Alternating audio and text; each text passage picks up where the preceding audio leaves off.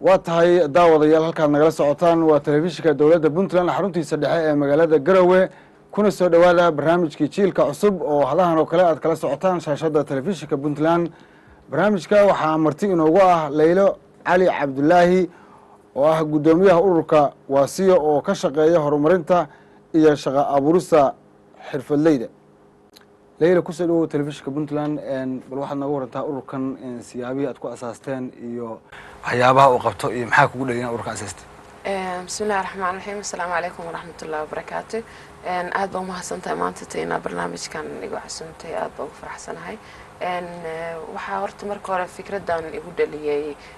waxay ahayd wax ma garanaysaa waqti dheer aan ku haminayay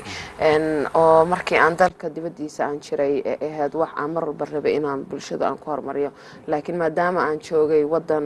ma garanaysaa horumar sameeyay oo boosna uusan igaga banaanayn ama ahaa wadan mar walba soo saara intaas oo dhalinyaro xirfadaha ku shaqeysto ma garanaysaa marka waxaan dareemay inay ahayd wax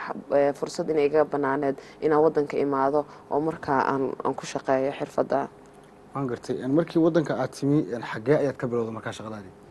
shaqada marka hore waxa ka bilaabay caadina horta wadanka aan barto iyo dhaqankiisa iyo qaababka loo shaqeeyo iyo dhalinyarada waxyaalaha ay qabtaan iyo ma garanaysaa xarumaha kala duwan iyo shaqooyinka ay kala qabtaan marka kadibna waxaan isku tijaabiyay inaan fahmo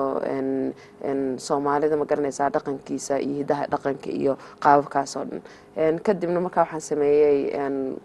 waqti cabaar bay ugu qaadatay in horta aan kala fahmo wadanka iyo qaabka uu shaqeeyo laakiin kadibna waxaan ogaaday inay fursad meeshii looga baahnaa inay banaan tahay oo markaasna ay wasaaradihii way ka shaqeeyaan hay'adihii qaar ba ka shaqeey laakiin ilaa xad sidii la rabay wali inuu booskaas u banaan yahay marka sidaas darteed halkaasaan garanaysaa aan ka bilaabay dabcan Leylo markii hawl la qabanayo ama urur ama barnaamij la asaasayo waxa baahan in la sameeyo cilmi baaris waxaan loo baahan yahay sidee loogu baahan yahay maxaa qaban kartaa ma jidhay wax cilmi baaris sameeyay inta shaqadan bilaabin ha de 4 sano dhan baa ku jira cilmi baaristaas oo marba ma garanaysaa waxaan tagi jiray dadka TVT-yada dhigta xarumaha TVT ka dhigta farsamada gacanta waxaan fiirin jiray markay ka soo baxaan meelaha ay u sii gudbaan iyo qaababka ay uga faa'iideystaan xirfadahooda haddana waxaan tagi jiray qaybaha xarumaha kala duwan TVT-yada magaalooyinka Boosaaso Qaardho Gaalkacyo meelaha kala duwan baa tagi jiray waa soo ogaan jiray oo weydiin jiray maamulayaasha qof walba wuxuu dhahaa anaga markii aan dadka aan tababarno meel ma garanaysaa ma lahan awood ilaa xad uu ardaygii uu ku galo magaalada inuu ku shaqeysto dhowr arday way jireen oo hore xirfadan u dhashay ilaa xirfada ma ahan badankood wax ma garanaysaa qofka uu baran karo waqti yar ku baran karo 6 bilood oo kale kuma baran karo xirfada badankooda wax loo barto qofku ku dhasho oo dareenkiisa ku xiran oo xiiso uu qabo ma garanaysaa marka waxa qofka ilaa uu ahaa qof aabiis ama hooyadiis ka dhaxlo kala ma ahane ma ahayn qof 6 bilood intii wax lagu baray suuqa ma ku gali karo because waxa ka maqan kalsoonidii waxa ka maqan maalgelintiisii waxa ka maqan dhiirigelintii waxa ka maqan booski qaabkii ugu shaqeysan lahaa because maanta marka soo siideysid 30 arday oo harqaanka ka baxay oo suuqa ay ku siideysid kulligood isku qaab bay u yaqaan loo shaqeysto waa iyagoo meel xun fadhiista oo harqaan la fadhiista maalintiiba 3-4 dirac tola marka waxaasna ma ahan wadankan horumar kuma gaarayo dadkiina horumar kuma gaarayaan oo ayaga dhan waxay noqonayaan qof maanta dhan dib camal baa la soconayaa marka waxa la rabaa ardayga inta la sii deynin oo xirfadiisa haduu yaqaan ama in marka hore kalsooni lagu abuuri karo oo xirfadan qaababka kala duwan oo ugu shaqeysan karo inuu la fahansiiyo ma garanaysaa marka waa waxa hadda aniga ururkayga u asaasay ina xirfadley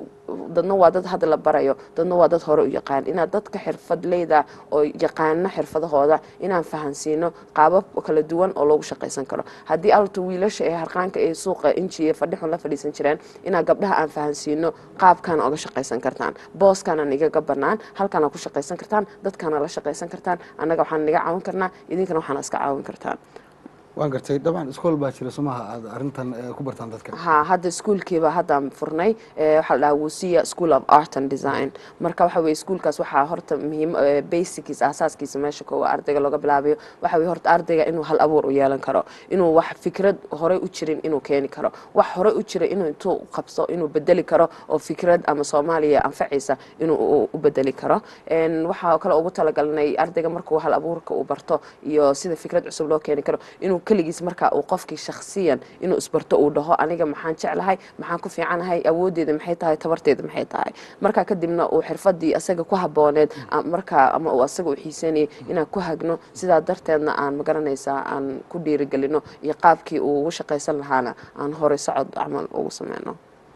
طبعا qof walba hawl markuu bilaabayo waxa soo baxda in baahi ay jirto marka markii adigu aad bilaabaysa leelo arintan artska waxa jira baahi aad dareentay in dadku qabaan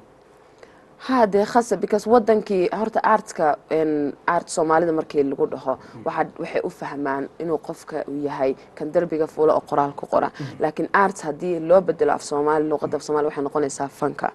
marka fanka maxaa ku hoos jira wixii farsamo gacan oo dhan baa ku jirta wixii farshaxan oo dhan baa ku jirta hidiya dhaqankii baa ku jira everything baa ku jira fanka la isku dhaha suugaantana waa marka wixii gabaya iyo buraanbur iyo daanta iyo heesa marka Soomaalida waxay kala fahmi lahayn artka markii la dhahayo ma ahan mid kan darbiga la fuulay arts waa af English oo fanka amicnaysa marka anaga waxa aan dadka aan ku dhiirigelino fanka waxa weeye qaybtiisii farsamada gacanta qaybtiisii farshaxanka oo qofka uu gacmihiisa uu maalanayo gacmihiisa uu ku shaqeysanayo uu ku cilbaxayo waa tahay dabcan qofku markuu arintan artska uu barto oo xirfadan shaqo ma helaya oo baahidii u qabay inuu shaqo helo ma daboolisa problem ku xitaa Soomaaliya ma jirto meelo ama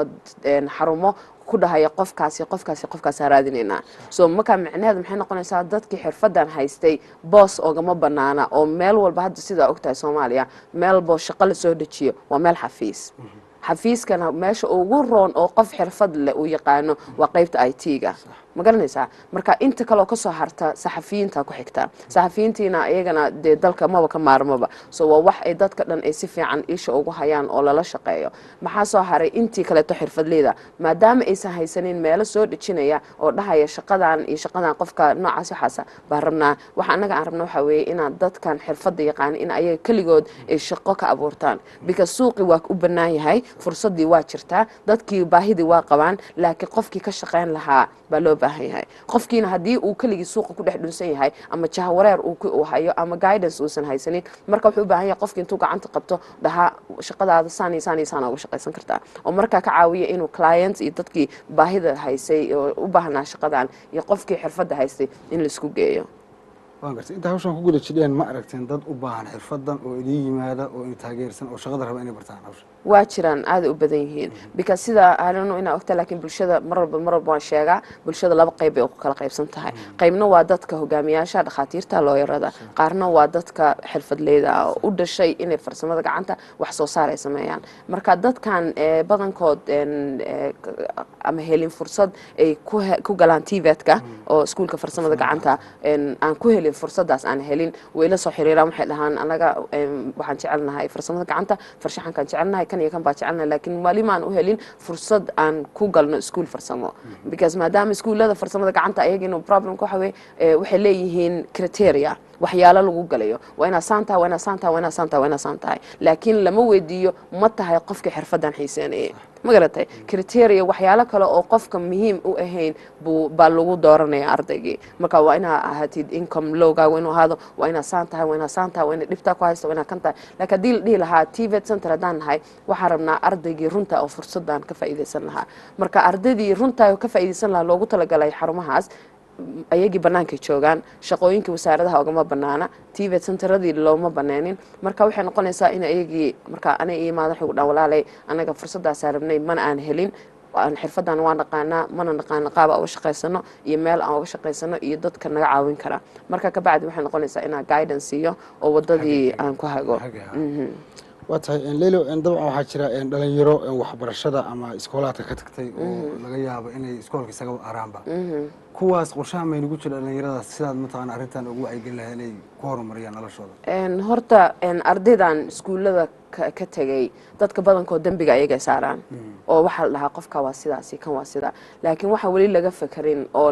lisweydiin waxa weeye maxaa ku kalifay ardayga inuu iskuulka tago qof jira ma lahan qof adduunyada ma jiro oo wax mala yacni iskaga tagay ama edab darro uga tagay hadda adiga maanta shaqadaada haysatid oo ku faraxsan tahay oo mushaar fiican ku heshay oo shaqaalihii kula shaqaynaya wax uga tagtid baa edab darro somaha laakiin ardaygeena sidaas oo kale weeye ardayga meesha wuxuu uga tagay waxbaa ka maqan wax asaga uu ku haminayay ama uu rabo ama uu asaga jecel yahay ama uu ku riyoonaya baa iskuulka ka maqan soo micnaheedu maxaa weeye ardayda waxaa la rabaa iskuulka markay dhiganayaan inay haystaan laba xiisadood xiisada oo theory ah iyo xiisad practical ah marka haddii ardaygii farsamo yaqaanka ahaa oo ku dhashay xirfad inuu barto ama ku shaqaysto haddii maanta science iyo english iyo math kaliya ay tahay fursadda iskuulka ku haysto dee ma garanaysaa wuxuu dareemayaa baahidiisii inuu iskuulka uusa dabooleynin marka asaga wuxuu dareemayaa inuu waqti dhumis ay tahay inuu ma garanaysaa uu waxaan waqtiga kaliya ka dhuminayso marka wuxuu leeyahay wixii aa ku haminayay halkeen ka helaa see u raadiyaa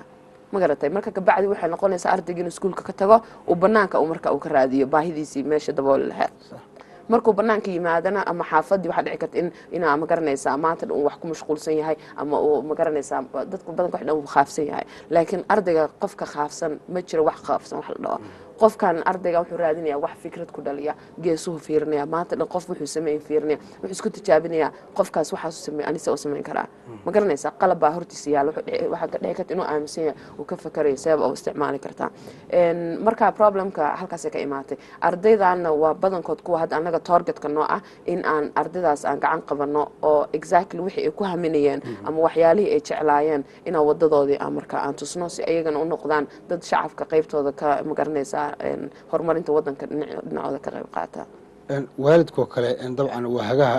mataqaanaa umadeed oo soo saaray jiilkii arrintan sidee u arkaan in ku dhiiran yihiin mataqaanaa in arrintan tahay arrin horumar oo caruurtoodii kuwii iskool ka harayna wax loogu qabanayo kuwa aan ka harayna dhigtana ay horumar tahay cilmi usaa'iday tahay sidee u arkaan arrintaa iyagu waalidiinta badankood way taageersan yihiin oo ayagaba caruurtoodii kuwii yaryaraa ee iskuulka ma garanaysaa ka tegay ama ka dhacay ay keenaan waxay dhahaan leeloy bal ardaydan noo gacan qabo noo weyd ma garanaysaa wareyso because muhiimadda waxa weeye ilmahan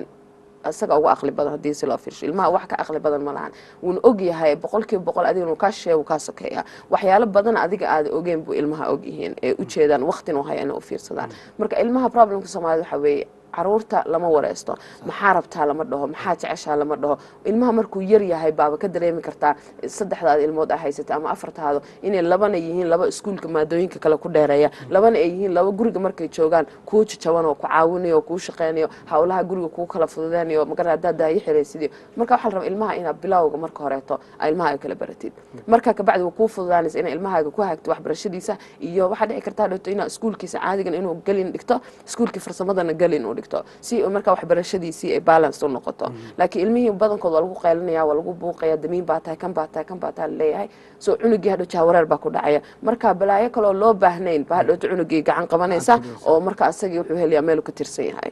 ma garanaysaa marka waxaa la rabaa waalidiinta in ayaga caruurtooda marka horeeta ay weydiiyaan aabo hooyo maxaa rabtaa maxaa ku haminaysaa markaa weynaatid maxaa rabtaa inaad noqotid waa artay ilmaha waxay leeyihin macalin baaraba inaad noqdo macalinka waa xirfad kuwa waxay leeyihiin dhakhtar baaraba inaad noqdo kuwa waxay leeyihin duulis baaraba inaad noqdo so ilmahaaga maskaxdooda inaad qiyaasi kartid baa la rabaa laakiin inaad ku khasabtid waxyaalaha adiga aa rabtid inay bartaan haddaad ku khasabtid waxay noqonaysaa cunuga iskuulka markii xeer jaamacad uu gaaro inuu iskuulka ka tago because waxaan maba ahanba wax isaga rabo waa wax adiga aa rabtay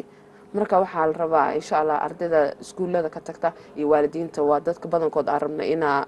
aad iskula shaqeyno oo caruurtooda marka ay noqdaan caruur labada dhinacba maadooyinka ka dhisan si markay u noqdaan dad waaweyn oo bulshada ma garanaysaa wax u tari kara ay noqdaan dad laba xirfadood ku shaqeysan kara hadday xafiis galinka hore ka shaqeysan karaan galinka dambana hadday laba xirfadood ay ku shaqeysan karaan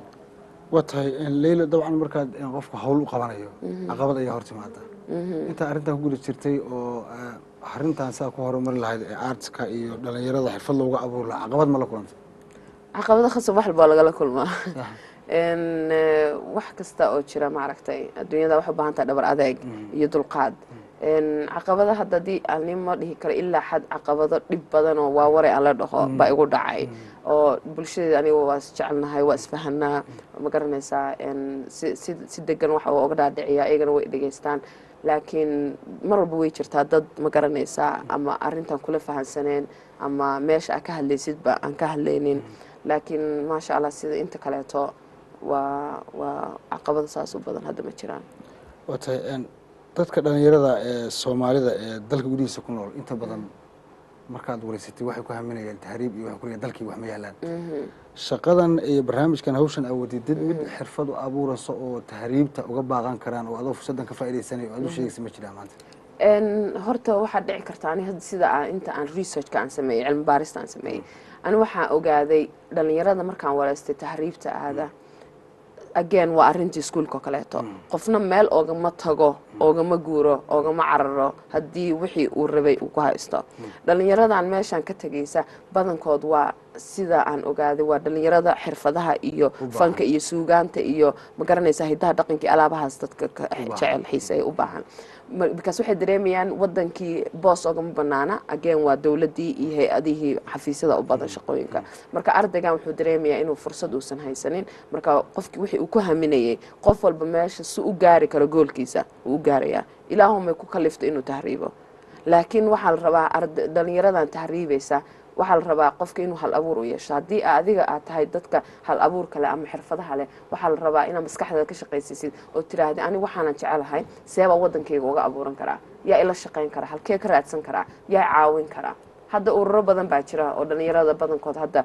la shaqeeya inaa hay-adaha ma garanaysa abaartid oo tiraahdi fikradaana haystaa intaasoo dhalinyaro ila mid baa jirta waxaan baa rabnaa sameyno waan la shaqeynayaa khasab marka idinku waxaa la rabaa wadan shisheeye inaad saacadan tagtaan oo qaxooti noqotaan haddana fursado badan ayna heli karin mar walba ajnabi tihiin mar walba qaxooti tihiin idinkoo wadankiina joogi kara oo sharaf ku yeelan kara oo ma garanaysaa magaciina iyo awoowo la yaqaano ba marka xagga tagta waxaa noqonaysaan qofkii ajnabiga ahaa ama qaxootiga refujiga soo wax adiga hadda dan kugu jirta malahan riyada aad ku haminaysidna ugu yaraan markaa wadan kale aad tagtid ugu yaraan 10 sano waa inaad sugtid inaa heerka aad rabtid inaad gaartid marka 10 sano haddaad Soomaaliya joogtid maxaa ku qabsoomi kara wax badan baa isbedeli kara Soomaaliya ana hadda 4 sano ku noolahay 4 sano inta isbedeshay waa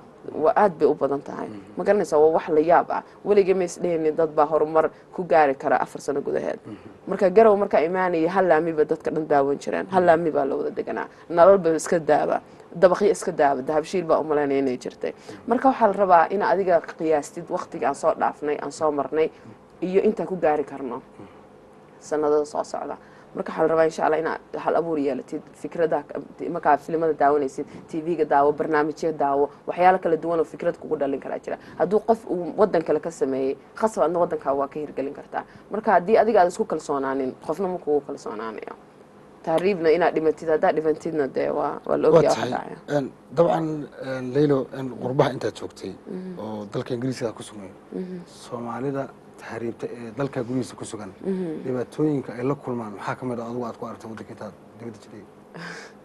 horta dib badan bay la kulmayaan qofka because wadan aad aqoonin iyo dhaqan aad aqoonin iyo luqada aad aqoonin marka ku soo dhexdhacday qof walba uu iska fahmi karaa qofkaas waxyaalaha ma garanaysa soo gaari kara badankood horta markaan dadka xagga la kulmi jiray badankood way shalaay jireen oo shalaytay maxaa meeshaan keenay haddaan ogaan lahaa inay Yurub saan tahay ma imaadeen haddii saan ogaan lahaa ma istaahilinba wadada aan soo maray iyo waxyaabo hadda haysta ma ahayn wax isla ma garanaysa marka dadka xagga jooga walaahi qofku wuxuu dareemayaa bahdil inuu bahdilan yahay oo ma garanaysa ilaa xad waxyaalaha u baahan tahay waxa lagu siinaya waxyaalaha barakacyaasha dadka maarta qofka qaxootiga la siiyo soo qofkii dhamaayo sharafta lahayo dhici karta inuu qof wasiir uu dhalay oo hebel oo dhihi jiray Soomaaliya halka markuu joogo waxa dhici karta kaar xuna in la siiyo lagu dhaho xadkaaga baastada ku soo qaado wax kale kuma qaadan kartid marka qofka bahdil badan buu dareemayaa Soomaalidana waa taqaan waxaan dad isla waaweyn oo sharaftooda ma garanaysaa ilaalsado jecel inay sharaf yeeshaan oo magac yeeshaan